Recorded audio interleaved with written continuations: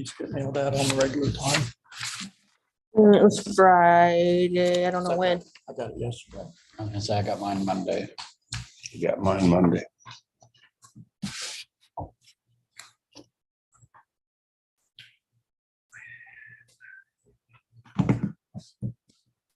don't know that it matters what time of day. I don't know that mail goes more than once. I don't know.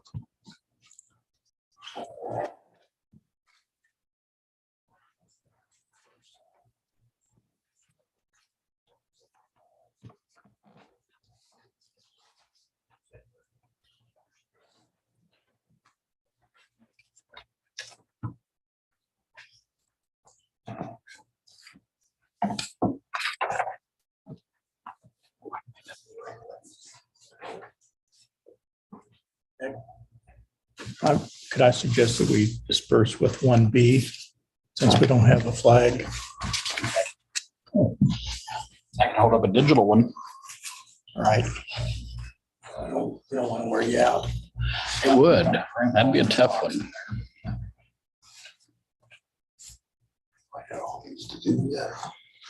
Oh, I have questions. Yeah, that's the one that's the only one. Wait, I can ask you about that stuff. Retro Medicaid stuff. I didn't think about that for a long while. I didn't know if you were still. We can do it. It's 6 o'clock. We'll go ahead and call the meeting to order. First item will be roll call. Rose, Here. Davis, Here. Turkey, Here. Gray, Here. Nail, Here. Walker. Here. Dispense with item B since we don't have a flag today. And take a motion to approve the agenda. So move. Second. All in favor, say aye. Aye. All opposed, same sign. Everyone's had a chance to look over the previous meeting's minutes. If there are no additions or corrections, they'll stand approved as presented. We have one visitor. There was no public comments sent in, so we'll move on to the officer's report. Chief report. As usual, our call volume on page 7. No real surprises, pretty steady for the summer. We only have one flight, Cass County, that was transported from the scene to the LZ. So again, the ones that we transport from a scene to an LZ, we can actually bill base rate and mileage for. If we fly them out directly from the scene, we can't charge for those. So not that we try and do it one way or the other. It's generally safer to go to a designated LZ just because otherwise we have to shut down roadways and we got looky loos walking into roadways. So generally our flights are going to be transports, at least a short one to a landing zone. Right around same for last year, a small increase, but nothing major. Windsor was right at 100. We've been close to 98. We've been hanging around there pretty much all the year, except for February and March, which is a normal slow season. Non-transports, we did pick up a few more transporters out of Bothwell than usual. Golden Valley was not so busy, but we have ran a couple mutual aid calls over there. In fact, I think just one last night, just last couple of days. That ended up was a transport that we went into Henry County and picked up and transported for them. Other than that, no real surprises on the call volume. There's no questions on that. I think everybody is familiar with where we're at on the mileage. You know, we're looking at 6 of them that are in the, I'll call them the geriatric age. We're getting a little long in the tooth and high on the mileage there. There are 6 of those. The rest of them are still in the green, with unit 1 being our newest one. We've been referring to the old unit 1 as, what is it this week? Unit 0.5, unit 13, officially unit 13. It's been put back into service as a emergency, reserve unit. And that's where we're at on the units as far as mileage right now. We've got one in the shop over at Rick Ball waiting on a rear end to be rebuilt. And then we just took one over to the collision center to have a little bit of work done on one of the doors. Not too bad of damage on it. Just don't want it to get any worse. No major operational changes, no changes to transfers or standby rotations. We do have, I think everybody's seen in the paper, very large, well, expectedly large. I don't know how it will be, but apparently it's a pretty big tent out there. Starting the 12th, going through the week. It's being held back behind Jimmy John's near the Life Point Church back there. And it involves several churches from the area as well as some out of state. Yeah, the old Aussie, there was a pit branding back there for a while. Big parking lot back there, not much goes on. But apparently they're going into several buildings over there. So I'm hoping that they're more vulnerable populations will have some good places to get out of the heat and so forth. So we'll be around if they need us. Hopefully they do not. And then, of course, the weather that we're expecting tomorrow and possibly severe weather tomorrow evening ought to make for an interesting evening. Hopefully that all float north of us. Where did you think the tent was? At their place over there on Thompson? You know where Life Point Church is? That's not there. It's out there by Budweiser, Oh, they moved it. by Casey's and their new future site. Yeah, they called me, what was that, about a month ago, and said that that's where they were doing it, and we never got any follow-up from them, so we don't have an ambulance dedicated to it. You got a picture, don't you? I do. Around the thing, Imagine that. Yeah. so. Good work, Snapshot. You're more than welcome. Anytime, just call. Quite large. Looks like Colorado, big old mountain. That's a huge tent. I mean, I think they have like 200-300 seats in there already. Apparently, like I said, it's several local churches and Some from some out of state even, so pretty good No draw. sidewalls, so you get good lift. Now, Put a damper on that. And everybody's just kind of keeping an eye on the weather. I'm getting updates from Mid-America Regional Council as far as that goes. They're looking at maybe 110 heat index tomorrow, so yuck. that'd be nice in a tent. Yeah, it'll be lovely. Hopefully they've got some air movers out there that'll help mitigate some of that. There's been a pretty good breeze past day or so, but I think tomorrow's supposed to be pretty oppressive, from what I understand. Good old Missouri. We are preparing, as usual, this time of year. It's really creeping up on us rather quickly for the Missouri State Fair. And I don't know if Roy has any updates tonight, but I'm probably going to have that in my report the next next 2 or 3 board meetings, just to kind of keep you guys posted of what's going on out there. Do you have anything tonight? Everything put together, we're gonna get the ambulance down here to what they can, that's what we got there, for ambulance call. So far, so good. Do you know where we're drawing ambulances from this year, actual units? Johnson County ambulance, Chillicothe Fire Department, Red County ambulance, Union Ambulance District,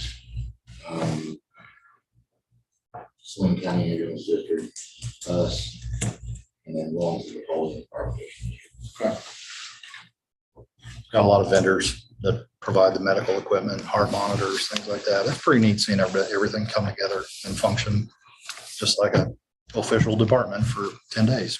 So thank you, Roy. As everyone knows, we've had the AC replacement going on at the education building, which is why we're here tonight. Thank you. Yeah, you're welcome. Well, that would have definitely driven the phone home about needing a new air conditioner, but yeah, it was up to 79 before it was even that hot outside today. So yeah, not well. The main unit is in. The evap coil is supposed to be in tomorrow with installation, hopefully starting tomorrow. That's the plan at this point. Of course, it depends on when it gets here, but I'm hoping that it's done by tomorrow evening. So we may. We've in the meantime, we've taken a couple portable AC units, one that we use for our server room here, and then just a portable one we have for the crews that can go different places. So hearing Jamie earlier, I don't know how well that will work tomorrow. I think it limped us through a little bit of today, but tomorrow's kind of that's doubtful. I'll put it that way. The original unit we bought over there, or the district bought, I should say, only had a 1-year commercial warranty on it. So that kind of blew that out of the water. I did make sure that we got a 10 years parts and 1 year labor warranty on the new one. That's both the coil and the main unit. So What brand is it? I don't have that information on it. That was American Standard. Yeah, it might be. I've got it in email. Because I know that a man has come with 10 years parts and 10 years labor. Yeah. Who did we bid with? Anybody or just called this guy? We called him. He had been we found that it was not working great. So we limped it along kind of through last week with Freon, but that lasted us maybe through the weekend and a little bit of today, and it's already back up. So $50 a pound for the Freon. Yeah. No, this one wasn't. This was one the new wasn't? kind. Okay. Oh, it was All a right. new kind, good, because our church Well- is looking at $50 a pound. Yeah. Steve was telling me something, he expected to go up to maybe 150 pounds. So, and they're looking at some new technology out there. I guess you'd call it technology going to a propane based type of Freon, which sounds a little dangerous to me, but I don't know much about HVAC. So, Oh, no, I was wrong. $65. yeah, and it's not getting any cheaper. So, That was just, they put it in and gone. pretty much. So how much did they put in? I'm just curious. 30? 3. Oh, 3, yeah. Well, our church, That was on June 29th. our church was gonna take 100 pounds and $50 a pound. The downstairs units running fine, but upstairs, so, hopefully we'll get that straightened out over there pretty quickly. But for now, I think as far as our equipment, and computer stuff over there, the units will keep it cool enough. We don't have to worry about that, but the people, that's another story. So, right now, Justin has been out on some, I'll just say medical. I don't know that he'll be back much this week. He was gone all last week. So we wish him the best of luck in getting back into service here. But in the meantime, I've been looking at some in-house courses that we might be able to do for customer service, driving, and EMS death notifications, which that's an interesting subject in and of itself. The driving component is mostly we're looking at amping up the initial orientation of all our new hires to go through even more extensive driver safety training, as well as some hands-on stuff, regardless of experience in EMS. So everybody gets the same training, get us up to speed and mitigate some of that. It's a class we normally do, but I want to make it a solid part of our initial orientation nonetheless. The new ambulance delivery has been pushed back to late 23, early 24. And initially it was supposed to be late third quarter, which that's not happening. I was hoping it'd be fourth quarter. Honestly, it's looking like 2024 at this point. And that's, AEV was one of the best in the industry as far as getting them out. There's times we ordered them. I think the quickest we got one was, I want to say 4. They were getting them out in 4 to 6 months. And now we're looking at 24 months. Who was that? Wheelan lighting guy, one of the guys who does emergency lights, says that the fire trucks are taking 48 months on ordering. So apparently you have to be clairvoyant 4 years in advance to order some of their stuff. So 2 years, I feel a little bit better about, but I just don't see any relief on the horizon as far as getting them in the same year they're ordered, let alone the same 2 years they're ordered. Supply chain issues, of course, still a problem, as well as some short staffing on the production end of things. The Kawasaki Mule was ordered last week. It should be delivered by the end of the month. We're kind of hoping this week, but it is up there and it's just getting accessories and all the goodies put on. So it's just not here yet. If anybody parked across the street, we did get the trailer, really nice heavy duty trailer over there. We can all kinds of stuff on. We got to put some D-rings on it to tie that thing down, and it's good to go. So it's a nice trailer. We've got a dual axle, brake actuated and all that good stuff. So Roy went and picked it up last week for, I believe, what was the total cost on that? 35, It's less than that. little 30, It's in here. 32, 33. No, it's not. There's no I base. apologize, I don't have the exact number on it. Yep. Good price for that heavy duty trailer. Some of those little junky, low light gauge steel tilt trailers go for nearly 2,000 now. So we've got a good deal on that. It's got nice, good wood decking and structural steel. So let's see. It's 32.45. 32.45. Oh, thank you. Unit 8 has been decommissioned. That is one of the transits. 8 and 9 are the 2 transit units. By decommissioned, it just means we pulled all the equipment supplies off of it. That is the one with the defective turbo. 9 is the one with the probably going to have a defective turbo pretty soon. But 8 is completely out of service, and we've used all the goods off of it to stock unit 13. So we're just moving things around right now. I put this in here just as a reminder for new board members that may not know how it works. We do have a physical unit number, which is on the license plate of every unit. And that's 1 through 13 right now. And the actual medic numbers, which are in the placards that are movable, those are based on station location. So station 1 headquarters gets the medic 10s, teens. Station 2 gets 20 and 21. Station 5, which is in Windsor, we just went up 5 because it's in Windsor, and we wanted to keep those placeholders for the lower number stations for up here. 5 is 50 and 51, and then station 3 eventually will be 30 and 31 and 32 or whatever. So we've got 9 units to grow at all these stations, or 8 units to grow. So I don't think we'll ever get there in my lifetime. Let's see. Equipment. We are in the process of swapping out some equipment bags. They were getting pretty junky. They do get a lot of use. That's probably, they call it our jump bag, and it goes on every single call, on every house, on every broken glass highway scene you can imagine. So they get beat up a lot. We've redesigned them a little bit to cut down on some of the equipment we carry, as well as make it a little more user friendly. We're in the process of doing that right now.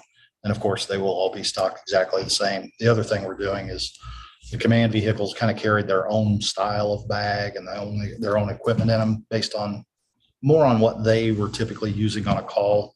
We decided to go ahead and make those uniform stocking so that if medic 20 goes out on a cardiac arrest or a particularly bad car wreck or something, if they need a new bag, we can swap it out right there with one of the command vehicles and get them back in service a lot quicker than having to go back to the station and restock, stay out of service, or possibly even go back to the same scene and pick up another patient. So looking forward to that happening. That should be done in the next probably 2 weeks, I'd say max.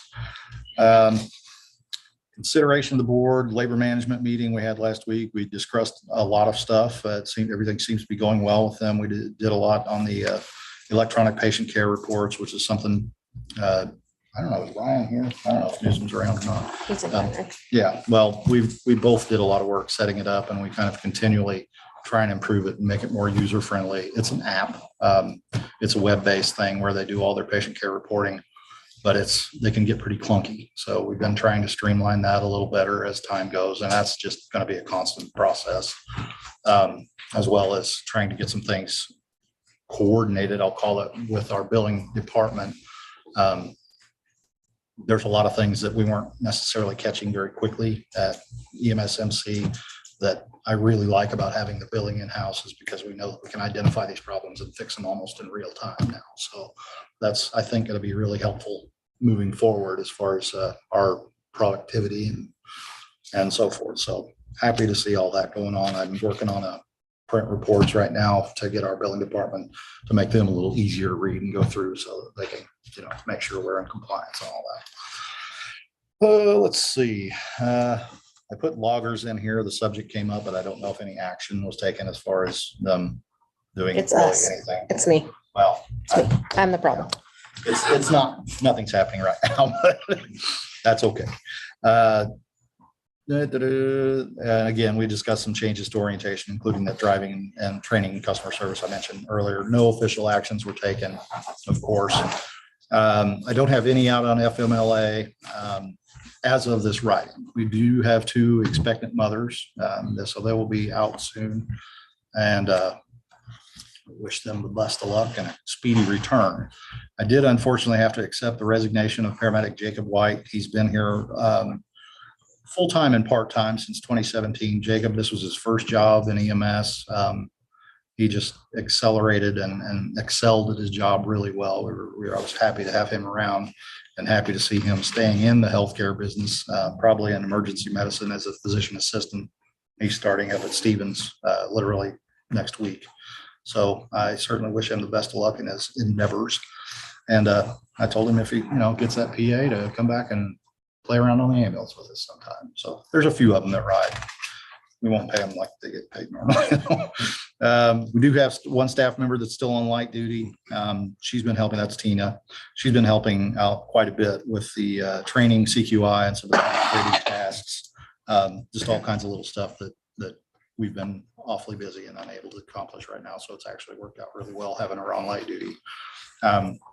We did post one full-time paramedic position as of this writing.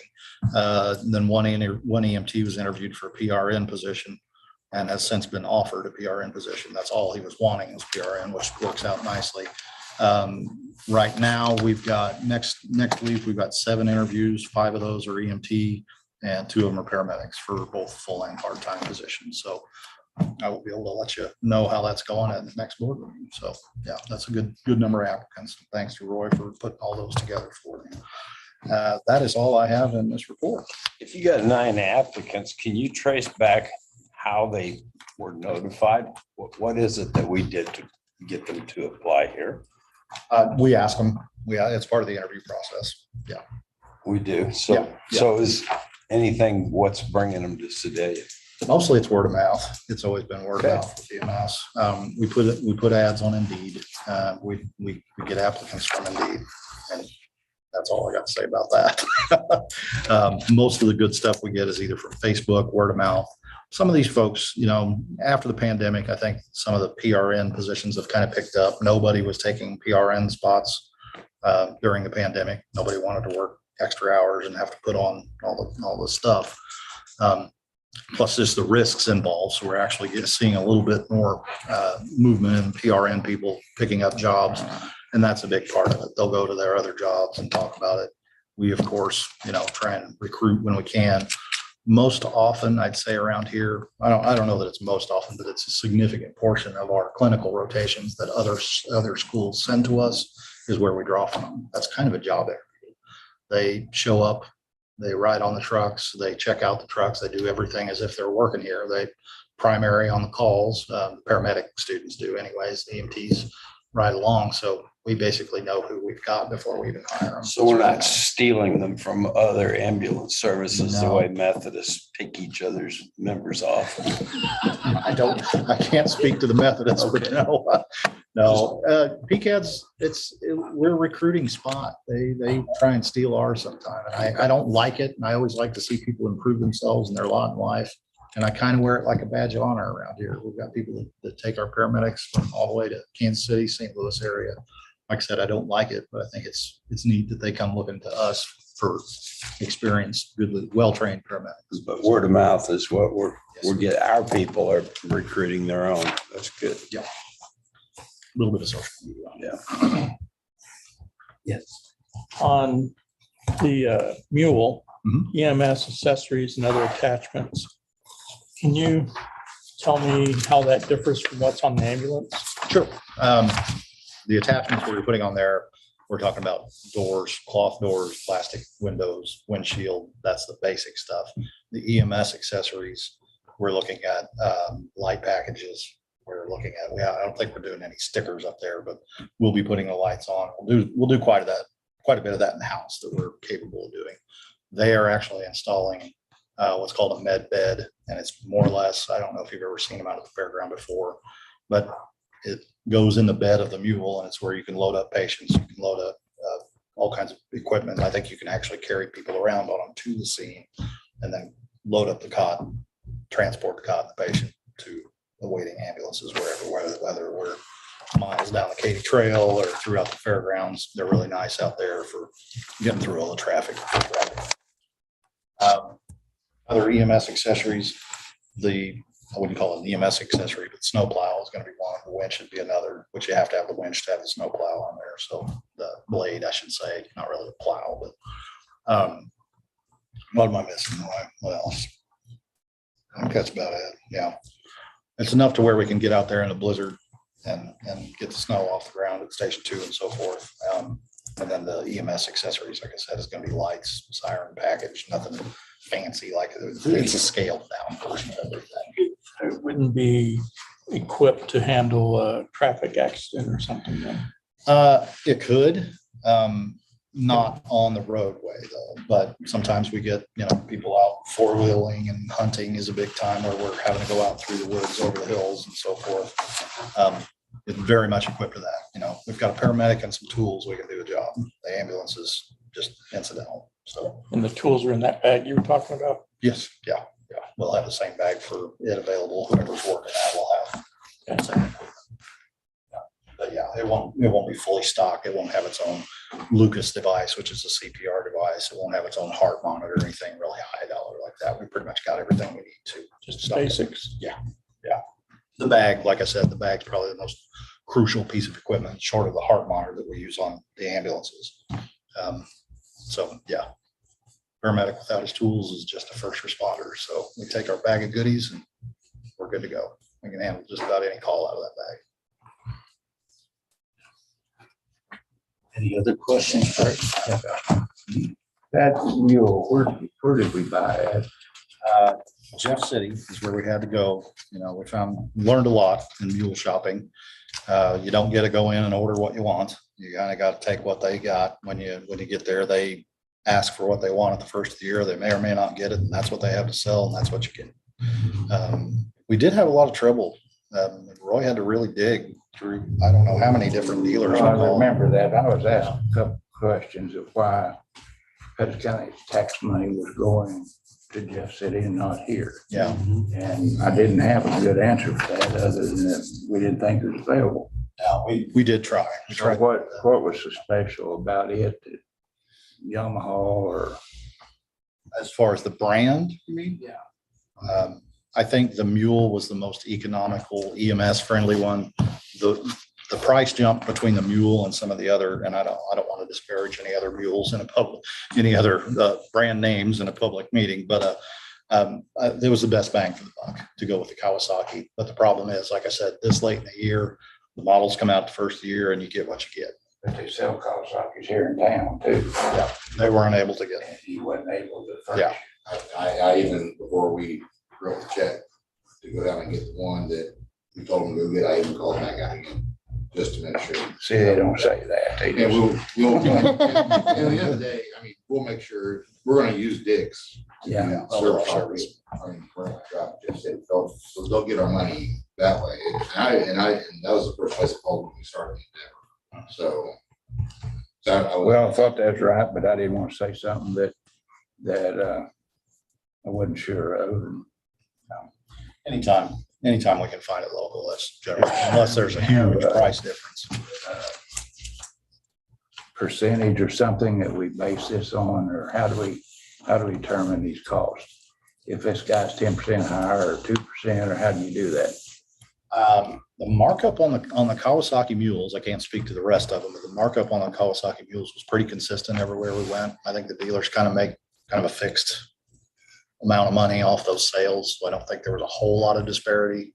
But like I said, going up to the different brands, there was a big difference, like $10,000 difference going up to some different brands. So, and like I said, with the research that we did and asking around, talking to different agencies that had them and just looking at other EMS agencies that used brand specific, they were getting, a decade or more out of these mules.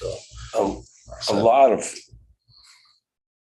organizations use a local preference of when your bids come in, if they're within 110% of the low bid, we'll spend our money locally. Yeah. We'll allow 10% over the next bid and stay local. But even that they didn't have one. So, that was just literally an issue of availability. but if they did and they happened to have been a little bit higher, a few $100, probably we'd have came to gone it, local, yeah. yes. Yeah. Because I think that's how I would have leaned. Yeah, I would definitely put that off. Okay. Yeah. About the only other time we bought outside of Sedalia is, well, nobody makes ambulances here, but the vehicles, which we got at state contract pricing. And those all come from a place up in St. Louis, I think is the main hub for getting rid of those. And, if somebody were to get close to that price around here, we could do it too, but they're rock bottom prices up there at the state level. So they always pay less for everything. Yeah, I hope that's the answer you were looking for. Yeah. It's not great, but we sure do try. That's the short I answer. know. I didn't have a good answer, and I thought I knew, but I wasn't gonna say something, then get quoted on it. Yeah, like I said, that I'm glad Roy pointed that out. We are gonna be having them do our service and stuff, so we'll be working with them in that way for years to come, I'm sure. Any other questions? Not, we'll move on to CFO report. It's just Phil's this time. Page 1 or 8 is the summary. And then the details follow up to page 13, and then the credit card statement is after that.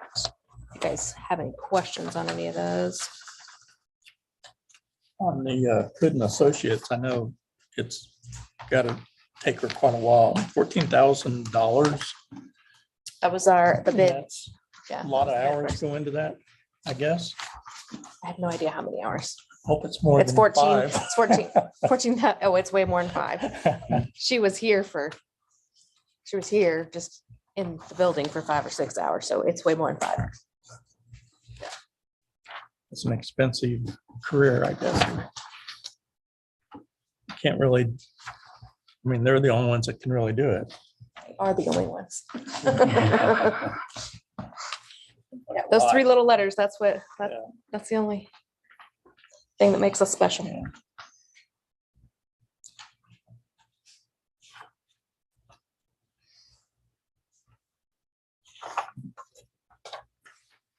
There's no questions. That's all I've got. Billing is going good. We're getting caught up and hopefully we were supposed to have the data integration done by tomorrow, but Zoll billing was having an issue. So hopefully tomorrow we'll find out what that issue is, or they get that resolved so we can get that set up. So It's not on the agenda. Probably should have had it, but just FYI. Jamie went to transfer the funds from the HSA no, or to to the the HSA, sorry, from the general funds. And her limit was $3,000. So I had to call the bank and give them permission that it was $3,017. it was like 81. Yeah, 3,081. And so if you guys, if it's okay with you, we can just give her permission to go up to 4,000. It's just, that she can only transfer Between accounts. between accounts. Yeah, And it just PCAD went accounts. over her limit. And they did it over the phone because they inactivated my assignment. I make that motion. Second, I'll second all in favor, say aye. it. Aye.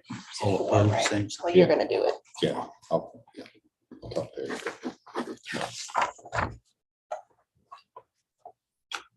Are there any other questions on the bill? If not, I would take a motion to approve payment of the outstanding bills. All in favor, say aye. Aye. Unfinished business. Employee handbook updates. Just a few, and they're all the same thing. This is pretty much just a minor change. Span of control is important in any organization. As you guys know, everybody here is pretty busy with their jobs, not the least of which is Mr. Pennington. The special duty officers are not necessarily in the realm of operations, which that's Roy's bailiwick is the operation part of this. I was looking through old org charts and some old job descriptions, and it's kind of floated between Roy and myself, which one was the direct reports, who those people were direct reports for. I just made them all to me. The one that's gonna have obvious bleed over is the fleet maintenance one, because that definitely directly affects operations on a daily basis. But the rest of them don't have to mess with going through the normal chain of commands. They'll come straight to me on those issues, nothing else, just on those, the special duty issues. So nothing major. Just a little weak there. I think that was the only, well, the org chart was made to reflect that as well. So that's on page 20. That's it. It's an easy one.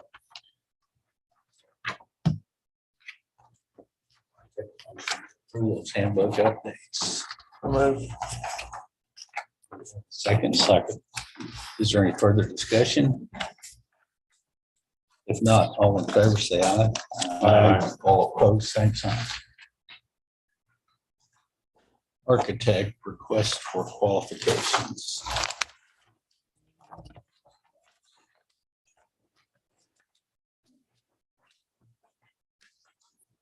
Okay. This was about 6 different samples I found online. This seems to be the one that fit us the best. And I went through and tweaked it to our needs as well as our practice. So these numbers in here are approximate. I didn't want to get too specific in the RFQ, so we've got some room to play around and do what we need to without having to do rewrites along down the road. I guess the biggest questions that I had were project dates. I estimated the project is expected to begin in 2023 and maybe phased over into 24. That's probably, could say will be phased over into 24 unless some miracle happens between now and then. But nonetheless, I would hope that we could get done on it by the end of 2024. I don't know that it's necessary that that's specified in there or not, but that was one of the variables I had. And that directly goes down to under submission format and due date. I do not have anything on that. I just put in the little hashtags there. And that's where we're gonna actually put this out for qualifications. We haven't contacted anybody until I actually get approval to use this RFQ. And like I said, it's the preliminary, sorry. I'm not gonna try to say that again. The total budget for this new building is estimated to be roughly $1 million. That also was just a placeholder because I don't have a hard number, but if we could get that in there for the RFQ, it doesn't have to be an exact number for them, just a range. For the purposes of their planning, I believe it would be accurate to strike the word may and put will in there. First. Because it will go into 2024. And if I'm looking at a project from my end to bid it, I'm thinking, well, how many of my people are gonna be tied up for how long? And they may as well plan on 2024 because there's no way that we get it done this year.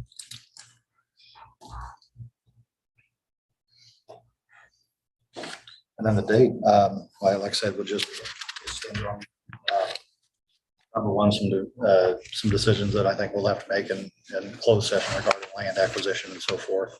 I think after we get through that, we can actually talk about setting a hard date on it. But for now, I would propose just accepting this with the date of acceptance.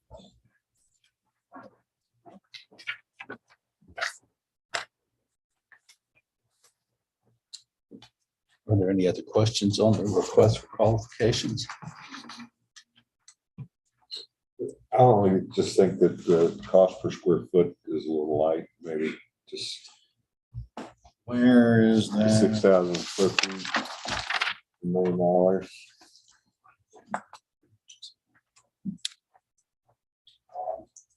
Oh, I didn't specify the cost per square foot in there. No, You're no, he's you're just going off. doing the math. But yeah. And like I said, it's probably needs to be a range. The ones I found of this that were similar to our projects went anywhere from 800 to 1.2 was the kind of the general, that You range. can put not less than $1 million and be pretty secure, but they're gonna charge you a percentage of the value of the building. So we don't want to announce too much or they'll make sure they I max it understand. out. So just leave the ballpark number rather than a maximum. No, I could live with more than up to, or not up to, but not less than. It's easily $1 million. I mean, Yeah. there's no doubt. We had about some that. projects priced out Yeah. much smaller. Of course, we have interior walls, but it was much higher.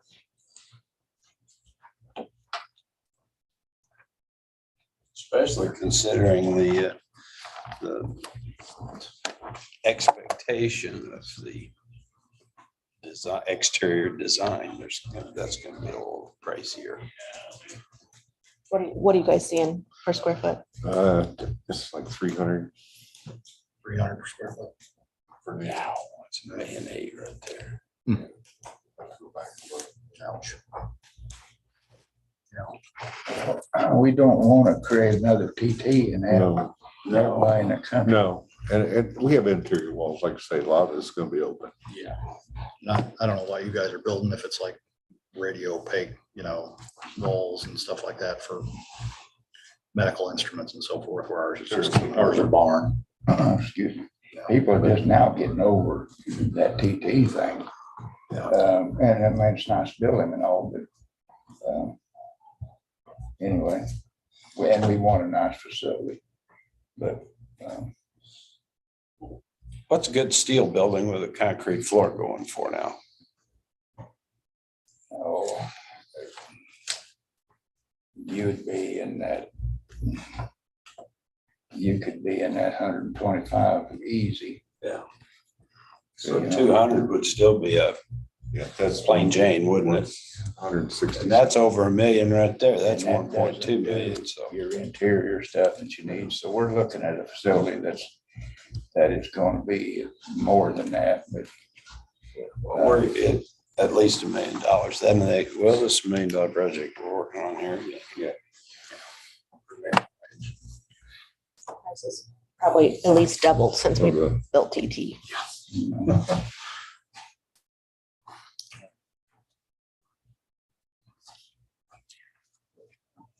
Any other questions? I did want to point out there at the end, you guys probably already know this, that reference to the AIA document, B-101-2017. The AIA, the American Institute for Architects, is they keep all of that stuff on their website updated.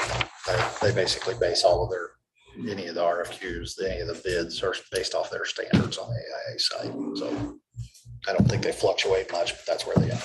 So we wouldn't use that form. They would use it as part of their bid process. And it covers everything that this doesn't cover. That's all I have. We have a list of who we're gonna send this to.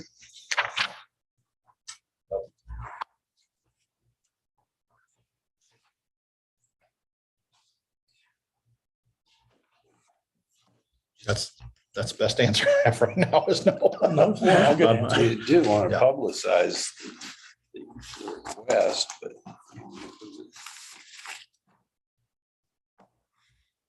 No, and that's why we're not doing an RFP. That's why we're doing a request for qualifications rather, is so we can not worry about that part of it just yet. Obviously, the contractor and stuff, that's an entirely different story, but. For no other questions, I take a motion to approve the request for qualifications. I'll make that motion. Did you have a change in the word? I just want to strike may and put will on that 24 thing. And then And then the $1 million, I wouldn't say roughly, I'd say at least. so strike roughly.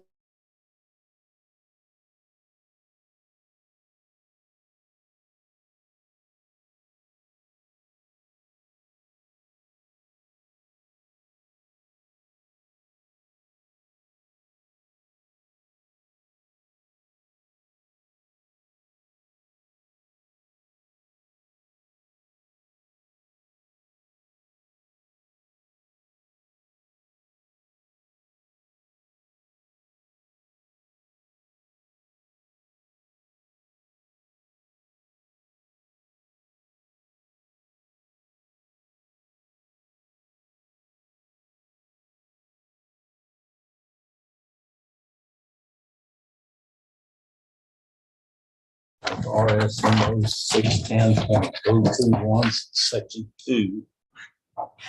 So move. Thanks. See ya. Second. All in favor, and that'll be roll call. Brown, Yes. Davis, Yes. Ricky, Yes. Graves, Yes. Dale. Yep. Walker. Yes.